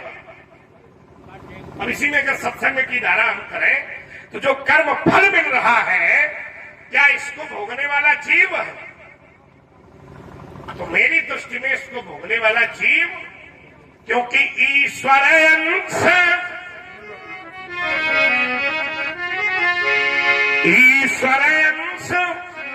जीव अविनाशी चेतन अमल सहज सुख राशि। तुम बार बार कहते हो कि जीव भोगता है, तो मेरी दृष्टि में जीव अगर भोगता है तो इसका कोई प्रमाण आपको एक बात तो प्रत्यक्ष में ले लो, अभी ले लो। चलो, जैसे इस शरीर में जीव है व्यासी और कोई मारता है तो चोट किसको लगती है? इस शरीर में जीव है और कोई हमको मारता है, चोट जीव को लगती है। हाँ, और जब इस शरीर से जीव निकल जाए तो तुम खूब मारो, अगर लागे तो बताओ। इस शरीर से जीव निकल जाए और फिर तुम मारो, अगर वो चिल्लाए तो बताओ। लेकिन जीव है और चोट पहुंचाई जाती है तो दर्द होता है। कहाँ होता है? किसको होता है? जीव को ही होता है और किसी को नहीं होता है। क्योंकि अगर जीव है वो हमें कोई चोट पहुंचाता है तो हमें दर्द होता है, लेकिन वहीं पर जीव निकल जाए और फिर कोई चोट पहुंचावे, जीव निकल जाता है तो शल्य चिकित्सक चिकित्सा करते हैं और ये देखते हैं कि इस व्यक्ति की मौत कैसे हुई है, तो 20 जगह से चीरा फाड़ा जाता है। ईमानदारी से बताओगे वो रोता है कि कहा फाड़ रहा है उनका, क्योंकि जीव निकल गया है तो उसका फिर आभास नहीं होता है। और जब जीव होता है तो हमको मरने का, हमको चोट लगने का भी आभास। चलिए इसी में एक बिंदु बहुत अच्छा देते, जैसे शल्य चिकित्सा के तुमने उदाहरण दिया। अब जीव है लेकिन औषधि के द्वारा उसे सुसुप्त कर दिया गया। ध्यान देना, बात बिल्कुल वही बात अगर चल रही है तो उसका उत्तर वही होना चाहिए। जीव है, उसको औषधि के द्वारा बेहोश कर दिया गया, ठीक सुसुप्त हो गया। अब खूब चीरा फाड़ी करो तो क्या उस समय जीव को अनुभव होता है? नहीं होता। एक क्षण हो जाए। तुमने कहा, जैसे एक उदाहरण मैं और दे दूं, बल्ब जल रहा है, ठीक, बल्ब पर तो जब जीव की शल्य चिकित्सा चूंकि जीव कहा जाता, सुनो, बल्ब नहीं कहा जा सकता, सुन लो, सरल है, सरलीकृत। अच्छा तो ठीक है, तो जैसे उस पर आघात किया जाए तो बल्ब फूट जाएगा, लेकिन क्या बिजली को कष्ट होता है? नहीं, क्यों भाई? किसको कष्ट हो? अब ये इससे सरल क्या हो सकता है? यानी हाँ बिल्कुल हो गया, लोगों की समझ में आ गया कि भोगता जीव नहीं है, भोगता कौन है? पुष्लब्धि अनुत्तर। अच्छा फिर समझाओ, ये इस शरीर में जीव है और कोई मारता है तो चोट किसको लगती है? शरीर। इसका आभास कैसे होता है? अब उसको यही तो बताओ कि इसका शरीर में चोट लगी, हमें तकलीफ हो रही, इसका आभास कैसे होता है? शरीर तो तब होता है। ये हमारे को बोलन दो। मुन्ना सोनी जी पर जी हाँ, बड़े भाई आदरणीय श्री उमेश। अब आपने एक उदाहरण दिया, भाई हमने कहा चोट लगती है तो चोट किसको लगती है, उसका आभास किसको होता है? तो आपने कहा शरीर को, तो हमने कहा जीव चला जाता, शरीर तब भी रहता है, तो क्या चोट का आभास होता है? शरीर तब भी होता है और जीव नहीं होता है। तो जब जीव नहीं होता है तब हमें चोट का आभास नहीं होता है। चोट का आभास कब होता है? जब जीव होता है। आपने कहा जैसे कोई शल्य चिकित्सक है तो औषधि से जीव को सुसुप्त कर दे, ये विषय दूसरा बढ़ेगा जा करके कि जीव को सुसुप्त कर दे, अर्थात जीव सुसुप्त हो जाता है तो जीव को ये भाने नहीं होता कि हम सुसुप्त हैं कि जागृत हैं, अर्थात जीव नहीं है वहां, वो सुसुप्त हो गया है। और जब सुसुप्त हो गया है तो आभास नहीं होता है, और जब वही जागृत हो जाए तो आभास होता है। बकवा दिखती है, सुसुप्त होता है जीव तो आभास नहीं होता है, और जब वही जीव जागृत हो जाए वही जीव जागृत हो जाए तो आभास होता है चोट का, आभास होता है असल चिकित्सा का कि हमारा हाथ फाड़ा गया। जब तक सुसुप्त रहता है जीव तो दर्द नहीं होता है, और जब मूर्छित रहता है और जब मूर्छा से उस औषधि का प्रभाव खत्म होता है और मूर्छा खत्म होती है तो वो जो फाड़ा गया है उसकी जो तकलीफ है, उसका जो दर्द है, वो आभास कहाँ होता है, वो किसको होता है? जीव को नहीं होता। अब इसका उत्तर सुन लो बढ़िया सा, जैसे हमने जल भरत का उत्तर प्रमाण दिया था ग्रंथ का, उसी जगह इसका उत्तर है। तब राजा ने पूछा कि फिर ये भोगता कौन है? तब भागवत का उदाहरण व्यास जी बैठे हैं, तब जल भरत जी ने कहा था वास्तव में भोगता तो मन है, हमारे मन के अनुरूप कार्य हो गया तो उसी का नाम सुख है, हमारे मन के विपरीत कार्य हो गया तो उसी का नाम दुख है। ये मन ही, अब देखिए जरा, मन का जो खेल है ये मन इंद्री भी है, मनहा षष्ठानि इंद्राणि, और मन जो है वो अंतःकरण चतुष्ट है, मन बुद्धि चित्त रुकेंगे, एक से रुक जाओ। मन इंद्रिय नहीं है, इंद्रियों का स्वामी है, थोड़ा सुधार कर लो। इंद्रिय ना, 5 कर्मेंद्रिय, 5 ज्ञान इंद्रिय। हाँ। इंद्रियां 10 होती है, 11 नहीं होती। अच्छा, अगर हम इसका प्रमाण दें तो मानोगे? इंद्रियां हमारी एक काम करना चाहो, किसी मंदिर में बैठ के पूजा पाठ करो, तुम्हारे उड़े बस का है ना, मैं तो धनुष उठाऊंगा, क्या होगा? तो भाग जाओगे, मुझे जब धनुष संभालेंगे, भाग के चक्कर में धनुष का सर उठा लेंगे, अरे मेरा सोनार का मन सखा है, नहीं नहीं तब तक खा लेंगे, तुम्हें क्या हो गया बोले, अरे जो करते ही तो जाते हो, अजगत के फिर सिंहों को मुनि फरसा देखो आंखें हमको न दिखाना भला, चिटका दूंगा। जैसे मुख्यमंत्री बनते हैं कोई तो उसके पहले उसको विधायक बनना पड़ता है, उसी प्रकार मन अगर राजा है तो पहले उसे इंद्री बनना पड़ता। ममैवान से जीवलोके सर्वभूता सनातना मनः षष्ठानि इंद्राणि, 15वां अध्याय गीता में भगवान स्वयं कहते हैं, इसलिए है राजा के छोकरे ताल ठोकर क्यों रे लक्ष्मण सोता सिंह जगाता है, क्यों रघुवंशी बउओं को तू कान का कौन बनाता है। सुन लीजिए बउआ लखनलाल, अंतिम दिन तेरे आते हैं जैसे मरणहार चींटी के पंख स्वयं उगाते हैं। उदाहरण दे के लिए आपका विधायक, मुख्यमंत्री, प्रधानमंत्री, सरल है, प्रधानमंत्री, नगर पालिका चेयरमैन सब याद आ रहे हैं, चेयरमैन होने नहीं पर मिल नहीं पा रहा है, क्या करोगे? एक बात बता दे, हो गया क्या? यही हो गया कि तुम आओ कहूँ ढूंढी नहीं पा रहे, विधायकन किन चले गए? हम कहना बताओ गीता नहीं, हम पूरी गीता बताएंगे तुमको, इसलिए गीता की बात करो, नहीं तो यहूद व्याचन में उदित रहोगे भानु, जब गोप के किसान से प्रेम कर रहेगा, ये कोलाहल मचाएंगे सब लोग पाल दिक्पाल, जब शेष का महेंद्र का भय हिल जाएगा, भयानक पाला जब दशरथ कला से, तब पंडित जी तुम्हारी बुद्धि तक में भूलना जब धनुष पे बाण को चढ़ाऊंगा, छीन के दोनों भाइयों के धनुष बाण आज भी थरापुरी से मारना भगाऊंगा, तो सभा में पुकार कहाओ अस्त्र शस्त्र त्याग परशुराम न कहाऊंगा। मेरा खा देता, अरमान मिटा लेता, दिल के पर्चे की याद भुला देता, छिड़ता फंसवा करके घनघोर दिखा देता, उछल कर परशुराना पंडित जी सभी भुला देता। यद्यपि है वंश में प्रसिद्ध था सहस्त्राबाहु, जिसका जहान में कोई दूसरा न जोड़ा था, कहता था मैंने ही कठिन कुठार की धार सो, यद्यप उसके पास सैन्य बल छोड़ा था। सुन रे दुष्ट लक्ष्मण, मैं वही हूँ परशुराम, जिसने छात्र वंश का कोई योद्धा न छोड़ा था। क्या करें हम क्या करें? जाओ मातारी की गोद में लुको जाओ। मातारी गोद में लुक चुके जितना लुके करा है ना, क्योंकि मातारी की गोद में लुकने की एक आयु सीमा होती है, उसकी सीमा होती है, और कितनी होती ये बताने की आवश्यकता नहीं है। आइए व्यास जी, मेरा जीवन दर्शन है, कैसा है?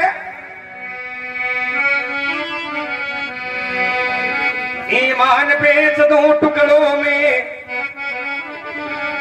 ईमान बेच दूं टुकड़ों में, कोई जनाहर को स्वीकार नहीं, मैं सच्चे पथ का राही हूँ, कह सकता इस दिन को रात नहीं, परवाह नहीं अगणित बाधाएं,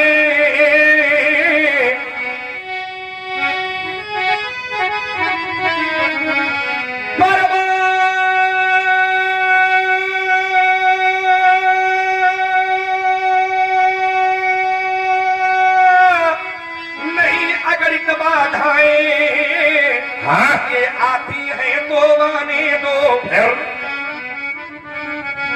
छाती है दो आने दो, ये महानाश की इतनी घटाएं, ये छाती है दो छाने दो, अरे हमें चिंता किसकी है,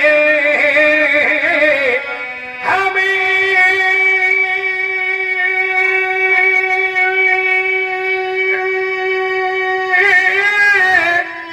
चिंता किसकी है, हम अपने इस पथ के मत वाले तूफान प्रलय झंझावों में हम कभी नहीं रुकने वाले, मैं आशावादी मानव हूँ, आवश्यकता कभी निराश नहीं, क्योंकि जीवन मेरा दास है, लेकिन मैं जीवन का दास नहीं।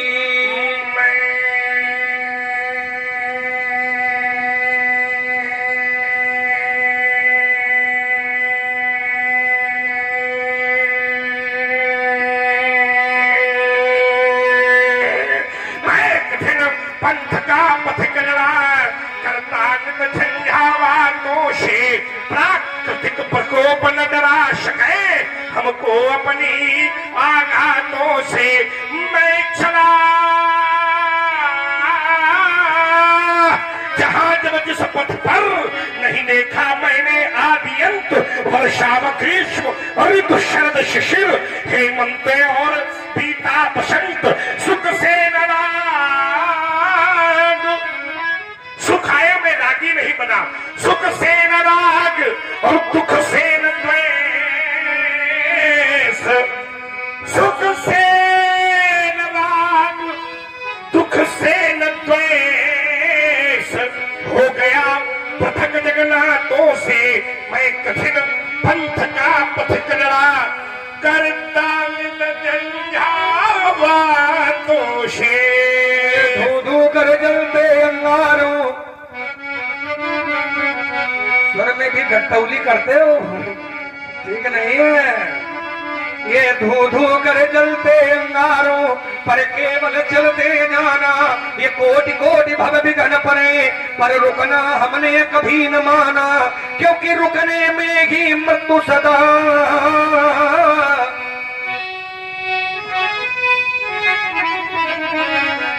रुकने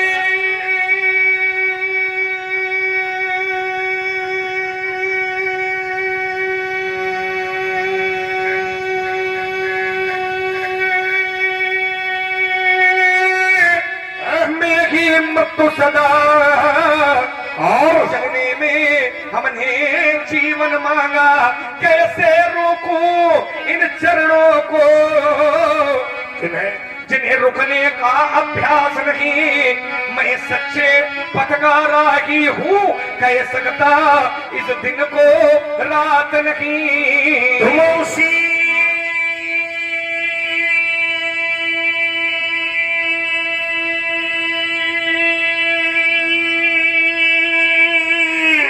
पंथ पर बढ़े चलो जिस पर चलते जन साधारण, ये दुर्गम पथ क्यों बनाया, इसका बतलाओ तो कारण, मैं करता हूँ यह मेरा है, मैं करता हूँ कि यह मेरा है, यही तो माया है, मैं अनुमोल तोड़ते माया, जब इसका कर डाले विनाश, फिर पथिक अकेले ही पथ पर बढ़ने की होगी प्रबल आस, अज्ञात पंथ अज्ञात लक्ष्य, अज्ञात पंथ और अज्ञात लक्ष्य, फिर मिलो पथ के अज्ञातों से, मैं कठिन पंथ का पथिक लड़ा, करता झंझावातों से।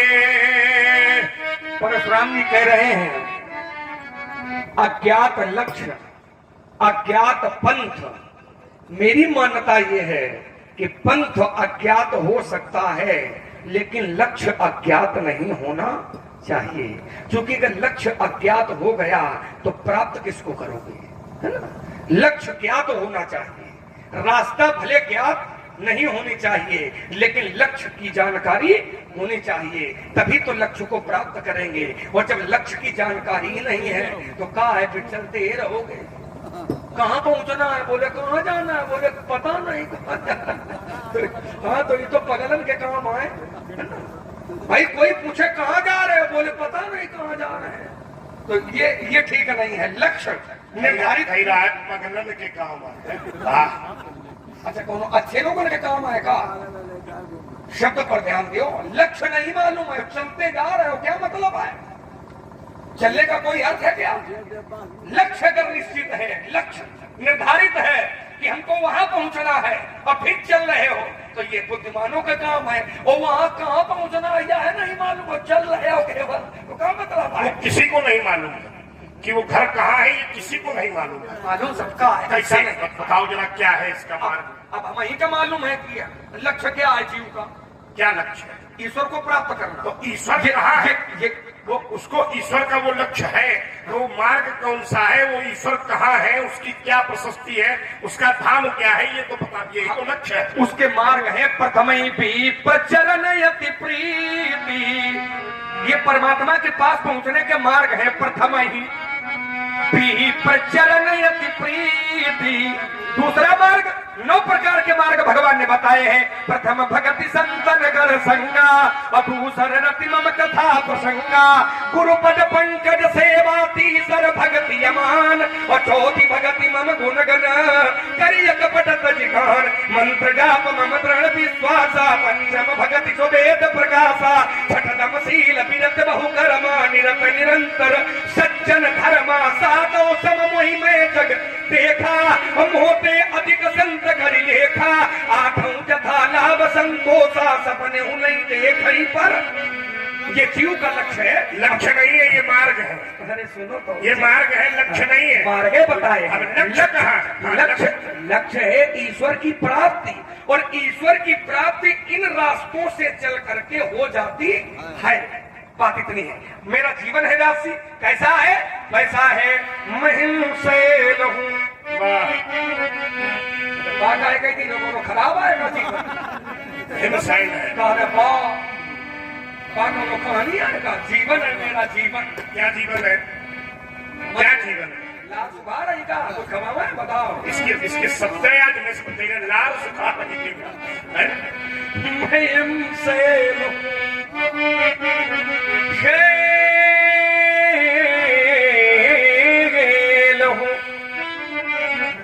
महिम से लहू। भैया थोड़ा इसमें बेस डालो, बेस बड़ा सूखा सूखा टाइप का लग रहा है। बेस डालो थोड़ा, पीछे वाले बक्से बढ़ाओ। महिम से लहू पर पिघलता नहीं हूँ, और स्वयं ज्वाल हूँ किंतु जलता नहीं हूँ। महिम से बनाता बहुत पर विधाता नहीं हूँ, बनाता बहुत पर विधाता नहीं हूँ, भरा स्वच्छ जल से कुआं में नहीं हूँ। कोई कहने के लक्ष्मण तुझ में कोई कमी नहीं है, मैं कहूंगा नहीं मित्र, यह मिट्टी का संसार है, और मिट्टी के संसार में जो पैदा हुआ है तो कीचड़ से नहीं बच सकता, कीचड़ तो लगेगा ही। तभी तो एक आचार्य हैं, वो कहा करते हैं, काजल की कोठरी में, काजल की कोठरी में कितनों ही सयान हो जाए, एक सीख लागी है, लागी है लागी है। तभी कहता हूं कि भरा स्वच्छ जल से कुआं में नहीं हूं, महिम से लहू पर पिघलता नहीं हूं। राजकुमार ने बड़ी सुंदर प्रस्तुति दी, 9 मार्ग बताए भगवान के यहाँ जाने तक के। विचार करिएगा, लेकिन लक्ष्य तो अब भी अज्ञात ही है। शास्त्रों में जिस समय लक्ष्य की चर्चा हुई तो केवल इतना कह दिया नेति नेति नाइति नाइति, इससे आगे कुछ कहने में अक्षम वेद हो गए। और जब शास्त्रों की ओर गए तो ना तद भाषयते सूर्य, उस लक्ष्य के विषय में इतना बता पाए कि वहां सूर्य नहीं है, ना शशांको न पावका, न वहां चंद्रमा है न वायु है। यद गत्वा न निवर्तन्ते तद धाम परमं मम।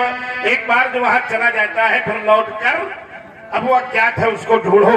अगर तुम हिमशैल हो तो हिमशैल है तो तुझे पिघलना पड़ेगा,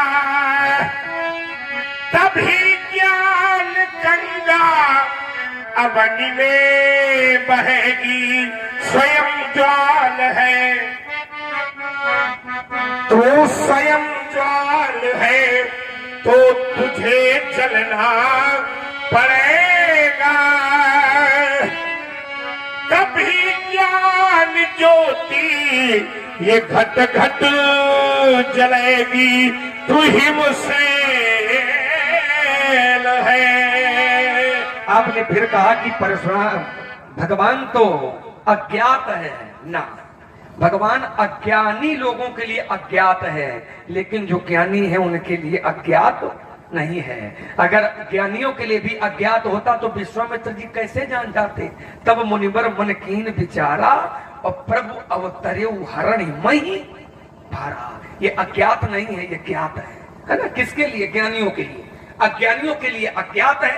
और जब विश्वामित्र जी को मालूम हो गया कि वहां है तो लक्ष्य क्या हो गया? भगवान को प्राप्ति का। तो विश्वामित्र जी वहीं चले गए जहां भगवान का अवतार हुआ था। कहां हुआ था? ये पर्दा पड़ा है, इसको भी खोलने की आवश्यकता नहीं है। आपने मेरे गीत का उत्तर दिया, गर हिमशैल हो तो पिघलना पड़ेगा, तभी ज्ञान गंगा धरणी में बहेगी। हिमशैल, शैल माने पर्वत, हिम माने बर्फ, बर्फ का पर्वत पिघलता है कब? बर्फ का पिघलता है, बर्फ का पर्वत पिघलता है, लेकिन कब पिघलता है? जब बर्फ को ताप मिलता है। ताप, ताप माने गर्मी। तो गर्मी हो तो आ जाओ, कुछ तो पिघला है। अच्छा गर्मी ही ना, अब गर्मियों कहाँ आते हो? आयु तो सवेरे वाले सूर्य है ना। तई अवसर सुन शिव धनु भंगा, वो आयु भृगुकुल कमल पतंगा। भृगुकुल कमल पतंगा, पतंगा माने सूर्य, भृगुकुल कमल माने भृगुकुल रूपी कमल को खिलाने वाले सूर्य हैं। और कमल जो खिलता है वो प्रातः काल के सूर्य से ही खिलता है। कमल कोक मधुकर खगनाना, वो हर से सकल निशा अब साना। वो जो ये मैं कह रहा हूं व्यासी, आइए चार पंक्ति हमारी सभा के मध्य प्रस्तुत है।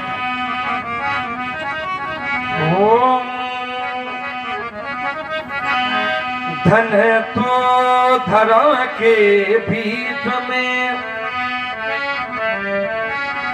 सबका धरा रह जाएगा।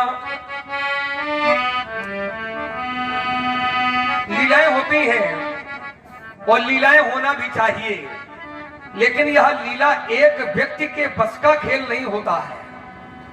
धन है, बड़े बड़े धनाढ्य लोग भी गदरवा में होंगे, कपिले भर थोड़ी है, उन लोग होंगे है? पर हृदय नहीं कहता उनका खर्च करने के लिए। क्यों नहीं कहता है? क्योंकि वो माया में घिरे हुए हैं, इसलिए नहीं कहता है। अच्छा धन भी ना खर्चा करे वो भी ठीक है, तो कम से कम घर से निखरी के ही ना आ तो सकते हैं, लेकिन उससे भी परहेज है उनको, है ना। तो वो लोग जड़ प्रवृत्ति के लोग होते हैं, जो भगवान की लीला गांव में, क्षेत्र में, नगर में हो फिर भी घर में लेटे रहे। तो आचार्य कहते हैं कि जड़ता चाड़ विषम उर्लागा, वो गयौ न बच्चन पाव अभागा। मान सरोवर, मानस रूपी मंदाकिनी गंगा का प्रवाह हो और फिर कोई उसमें स्नान न करे तो वो कभी भी बुद्धिमान की संज्ञा में नहीं आ सकता है ना। इसलिए उनसे कहता हूं, धन तो धरा के बीच में सबका धरा रह जाएगा। जब वहां से आए थे तब कुछ लेकर के नहीं आए थे, और जब यहां से वहां जाओगे तब भी कुछ लेकर के नहीं जाओगे। पहला स्नान जब आए थे तब दूसरे लोगों ने करवाया था, और जब यहाँ से जाओगे तब भी अंतिम स्नान दूसरे लोग ही करवाएंगे। तभी तो मेरा कथोपकथन है, धन है तो इस धरा के बीच में सबका धरा रह जाएगा, पशु भी बंधे रह जाएंगे, जब अंत का दिन आएगा। नारी लगे प्यारी तुम्हारी, तुम्हें देखती रह जाएगी, जिस देह पर तू गर्भ करता वो धूल में मिल जाएगी।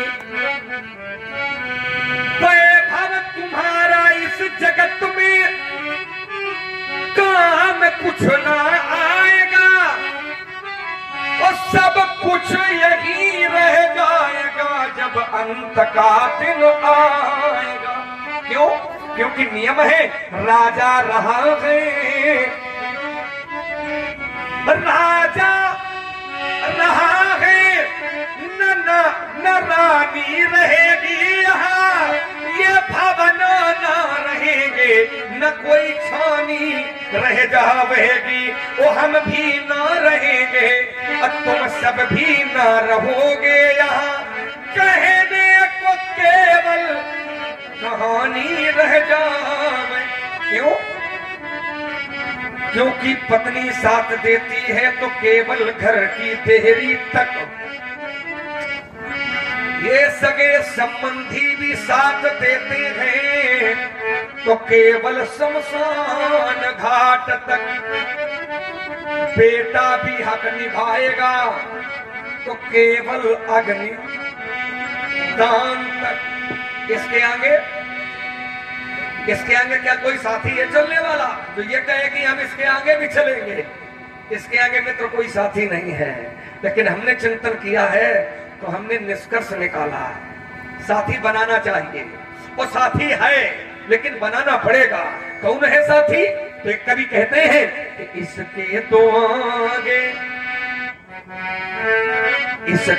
आगे भजन है रे साथी, भजन के बिना तू अकेला रहेगा रे मन। ये 2 दिन का ये मेला रहेगा कायम, ये कायम न जग का झमेला रहेगा। माया में लिप्त जीव अपने गंतव्य स्थान को भूल बैठा है। वास्तव में मूल स्थान तो वही है जो अज्ञात हो गया है जीवन में। किसी ज्ञानी ने ही कहा है कि माया के ओ पुजारी आगे की कुछ खबर ले, क्योंकि इस घर से बढ़कर एक दूसरा भी घर है। एक संत कहा करते थे, जिनका तुमने भी पंक्तियां पढ़ी है, वही कहा करते थे, रे मन मुसाफिर निकलना पड़ेगा, काया कुटी खाली करना पड़ेगा। उन्होंने कहा कि चमड़े के कमरे को तू क्या संभाले। उन्हीं कवि की पंक्तियां हैं जिनकी तुमने पढ़ी है। चमड़े के कमरे को तू क्या संभाले, एक दिन तुझे जब घर का मालिक निकाले, इसका किराया तुझे भरना पड़ेगा। वे मन मुसाफिर काया की खाली करना पड़ेगा। वो नहीं दो पंक्तियां इसके बाद विचार करिएगा। अगर नहीं खाली करोगे, कब्जा करोगे, किसी के मकान में कब्जा करोगे तो नोटिस आएगी, और इस मकान पर जबरदस्ती कब्जा करोगे तो आएगा नोटिस।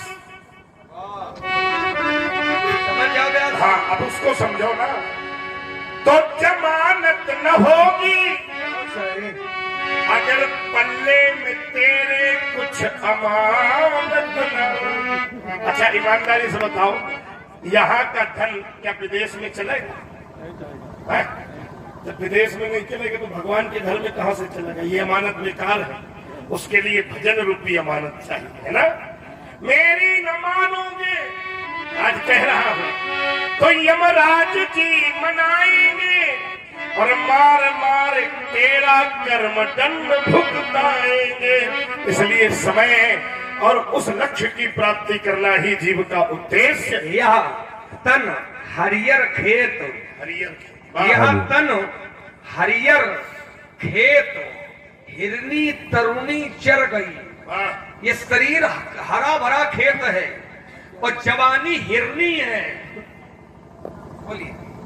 हमारे लोधा बाबा की ओर से हरियर खेत, हिरनी तरुणी, तरुणी माने जवानी, जवानी रूपी हिरनी इस शरीर रूपी हरे भरे खेत को चर गई। यह तन हरियर खेत, हिरनी तरुणी चर गई।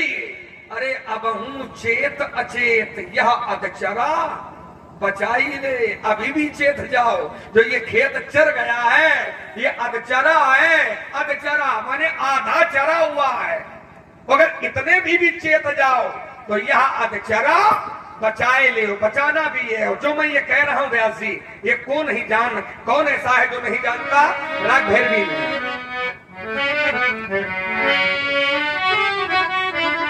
व्यास जी की उंगलियां सीधे दीप चंदी पर जाकर के रुकती हैं व्यवहारिक के प्रसंग पर बोलने के लिए। अभ्यास ज्यादा है और चूंकि ये हमको जानते हैं, यहाँ तो सब अपना रहता है स्वयं का। को नहीं जान